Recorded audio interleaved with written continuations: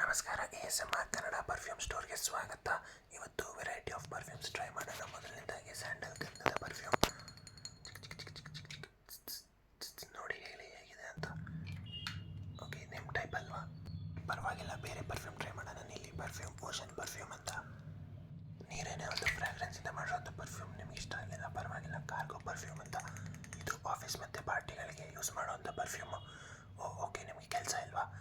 ಪರವಾಗಿಲ್ಲ, ಬೇರೆ ಪರ್ಫ್ಯೂಮ್ ತೋರಿಸೋಣ. ಇದು 4 ಸೆಟ್ ಅಂತ ಪರ್ಫ್ಯೂಮು. ಇದು ಮನೆಯಲ್ಲೇ ಗೊತ್ತಿರೋರಿಗೆ ಪರ್ಫ್ಯೂಮು. ಇದರಲ್ಲಿ